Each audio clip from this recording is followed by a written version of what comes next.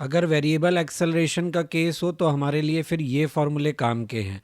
जैसे a बराबर D V by D T, तो इससे v डिटरमाइन किया जा सकता है by integration of a with respect to t। और अगर एक्सेलरेशन को हम लिखना चाहें तो हम v D V by D X भी लिख सकते हैं, तो यहाँ से भी वेलोसिटी का कैलकुलेशन हो सकता है। और अगर D x by D T को यूज़ करें तो x की कैलकुलेशन की जा सकती है इंटीग्रेशन से। ये हमें तब काम में लेने हैं जब हमें acceleration as a function of time दिया हो, वेलोसिटी पूछा हो, या हमें वेलोसिटी फंक्शन ऑफ टाइम दिया हो, x पूछा हो, या हमें वेलोसिटी फंक्शन ऑफ x दिया हो और एक्सेलरेशन पूछा हो। तो डेमोन्स्ट्रेशन के लिए एग्जांपल देख लेते हैं। वेलोसिटी दिया हुआ है, फंक्शन ऑफ टाइम है, acceleration t equal to 2 second पर पूछा है।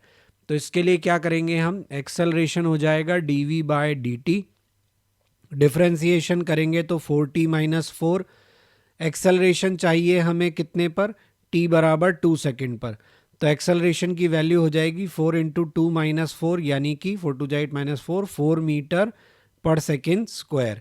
अगले क्वेश्चन में हमें कहा है कि acceleration of particle moving in a straight line varies with displacement a equal to 2s plus 1, velocity of the particle is 0 at 0 displacement, find the corresponding velocity displacement equation. यानी हमें यहाँ पे रिलेशन काम में लेना है a बराबर V D V by D S. तो हम लिखेंगे V D V is equal to a D S.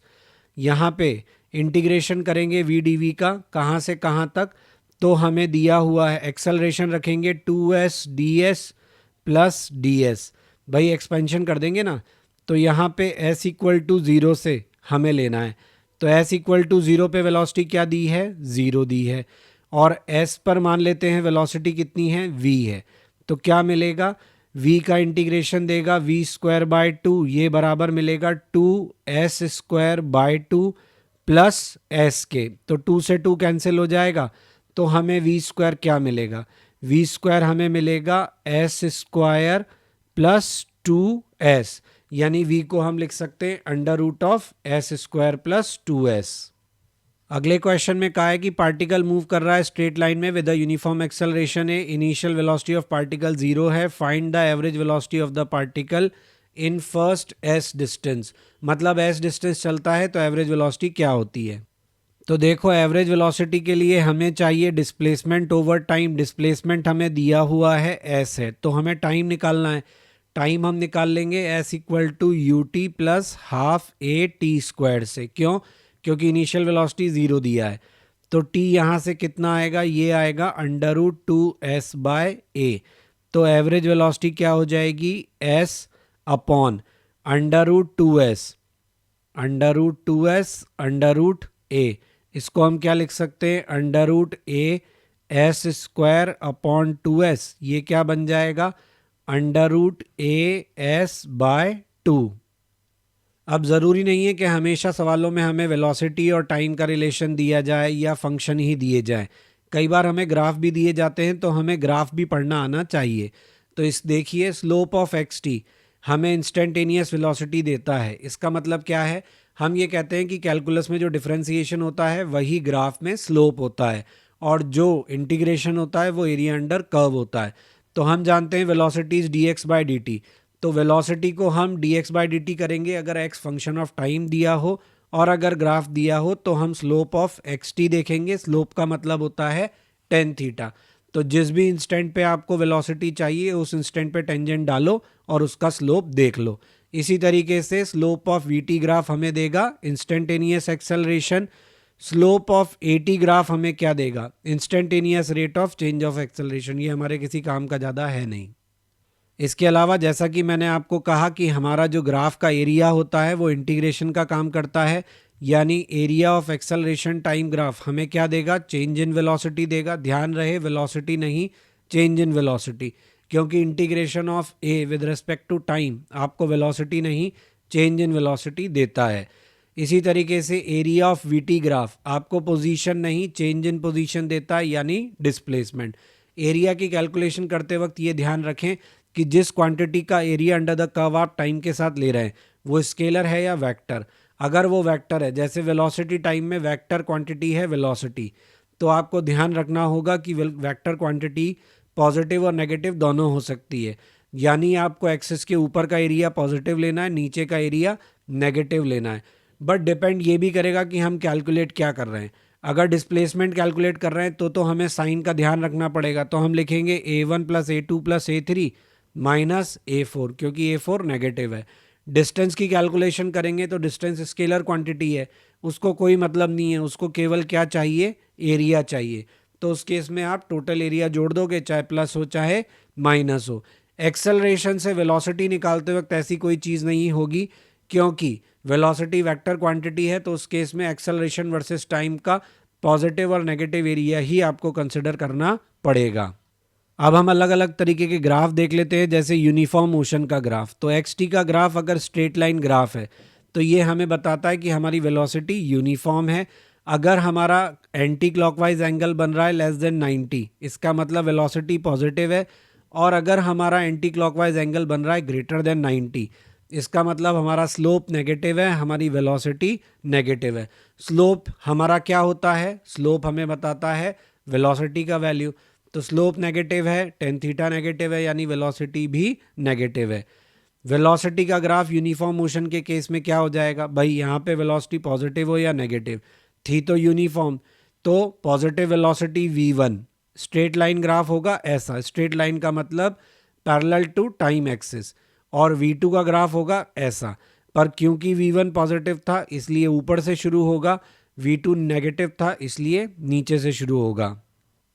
अब हम देखते हैं यूनिफॉर्मली एक्सेलरेटेड मोशन का ग्राफ। तो यूनिफॉर्मली एक्सेलरेटेड मोशन के ग्राफ में x वर्सेस t का जो ग्राफ होगा वो पैराबोलिक नेचर जैसा होगा। क्यों? क्योंकि आपको x की पावर जो है वो x का जो t के साथ रिलेशन है वो पावर 2 में चलेगा।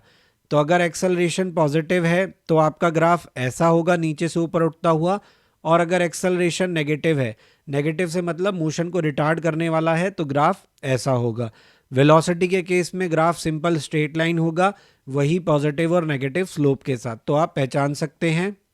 क्वेश्चन में कहा है कि कार स्टार्ट करती है रेस्ट से, एक्सेलरेट करती है f से एक डिस्टेंस s तक, फिर कंटिन्यू करती है कांस्टेंट स्पीड से फॉर टाइम t, और फिर रेस्ट में आ जाती है रिटार्डेशन f/2 से। अगर टोटल डिस्टेंस ट्रेवल जो है वो 15s है, तो हमसे पूछा है calculate the value of s in terms of f and t। यानी क्वेश्चन में कुछ ऐसा हो रहा है कि पहले एक्सेलरेट किए, फिर हम कांस्टेंट वेलोसिटी से चले और फिर हम डी एक्सेलरेट कर गए। तो यहाँ पे क्या होगा, अगर हमें ये कहा है कि हम कितनी डिस्टेंस चलते हैं continue at constant speed for time T, तो हमें दिया है कि यहाँ से यहाँ तक का जो टाइम है ये टी है, और यहाँ एक्सेलरेशन यानी स्लोप जो है वो f है, और यहाँ पे जो स्लोप है वो f/2 है। और ऑब्वियसली हम एक्सेलरेट किए होंगे तो किसी स्पीड तक पहुँचे होंगे। तो देखिए हम यहाँ पे क्या करते हैं, मान लेते हैं एक्सेलरेशन का टाइम t1 है, तो डी एक्सेलरेशन का टाइम क्या होगा, डबल होगा। क्यों? क्योंकि रिटार्डेशन जो है वो हाफ है। तो जिस चीज़ को एक्सेलरेट होने में हमें t1 टाइम लगा, उसके बाद जब हम उसे रोक रहे हैं तो हम रिटार्डेशन आधा काम में ले रहे हैं, तो ऑब्वियसली टाइम जो है वो डबल लगना पक्का है। ठीक है, फिर यहाँ पे बीच का जो टाइम है वो t दिया हुआ है, तो टोटल टाइम ऑफ जर्नी जो है वो कितना हो गया, t प्लस 3t1। और t1 की कैलकुलेशन किससे कर सकते हैं हम, तो t1 की कैलकुलेशन हम कर सकते हैं s equal to U T plus half AT square से। कैसे? देखिए यहाँ पे अगर हमने डिस्टेंस ट्रैवल किया s1, तो यहाँ डिस्टेंस ट्रैवल किया होगा डबल। तो ये रिलेशन भी काम में ले सकते हैं। टोटल डिस्टेंस कितना है, 15s है, और ये बराबर होगा किसके, 3s1 प्लस s के। s1 की वैल्यू हम निकाल सकते हैं s equal to U T plus half AT square से। समझ में आ रहा है? तो यहाँ पे हमें क्या मिला, यहाँ पे हमें मिला कि और जो वेलोसिटी मैक्स हमने गेन करी उसको हम क्या लिख सकते हैं, ft1। ठीक है, तो यहाँ से हमें s की वैल्यू मिल गई कितनी, vmt। तो देखो यहाँ से रिलेशन मिल रहा है t1 और t में। भाई s डिस्टेंस जो था हमने कांस्टेंट स्पीड से ट्रैवल किया, तो हम क्या लिखेंगे, vm की वैल्यू यहाँ से रख देंगे कितनी, ft1t। तो t1 हमें क्या मिला, s/ft की टर्म्स में मिल गया। तो हमें अगर t1 मिल गया तो हमें s1 भी मिल गया। कैसे? ये हो गया half f s square upon f square t square. ये कितना हो गया, ये हो गया हमारा एस स्क्वायर अपॉन 2ft², यानी 15s is equal to 3s1, तो ये हुआ 3/2 S square ft² plus S. तो यहाँ पे क्वेश्चन में एक्सेलरेशन का डिस्टेंस एस दिया है, हमने गलत इंटरप्रेट कर लिया। क्वेश्चन में हमें s equal to half ft1² बोला है, और ये जो बीच का कांस्टेंट डिस्टेंस है ये vm से चलते हैं, तो ये डिस्टेंस होगा vm t। vm की वैल्यू को क्या लिख सकते हैं हम, इसको लिख सकते हैं ft1। तो टोटल डिस्टेंस था 15s, ये हो जाएगा s plus vmt plus 2s। ये 2s क्यों आया, ये मैंने आपको बता दिया, रिटार्डेशन आधा हुआ है। तो यहाँ से vmt का वैल्यू ये कितना हुआ, ये हुआ 12s के बराबर, 2 और 3 यहाँ से सब्ट्रैक्ट कर दिया, और vm का वैल्यू हमें मालूम है ft1, तो ft1 इंटू टी बराबर 12s है। तो यहाँ से हमको t1 का वैल्यू भी मिल जाएगा, किसकी टर्म्स में, s, f और t की टर्म्स में, ये मिल गया। पर हम एक काम करते हैं, यहाँ पे t1 का वैल्यू ये रखने की बजाय हम t1 का वैल्यू लाते हैं यहाँ से लाएंगे तो क्या मिलेगा हमें t1 का वैल्यू, f इंटू 2s/f का under root into t is equal to 12s। अब हमारा सब कुछ किस में आ गया, f, t और s की टर्म्स में आ गया। तो s को सॉल्व करेंगे तो क्या मिलेगा, ये हमें मिलेगा ft²/72। क्योंकि हमें f, t और s में ही आंसर लाना था, इसलिए हमें इतना घूमना पड़ा इसमें, नहीं तो सवाल में कुछ भी नहीं था। क्वेश्चन में कहा है कि वेलोसिटी टाइम ग्राफ हमें दिया है पार्टिकल का moving in a straight line, calculate the displacement of the particle and the distance travelled in 4 second. तो यहाँ पे हमें मालूम है कि एरिया निकालना है, तो अगर हमें डिस्प्लेसमेंट निकालना है तो positive area negative area consider करना पड़ेगा।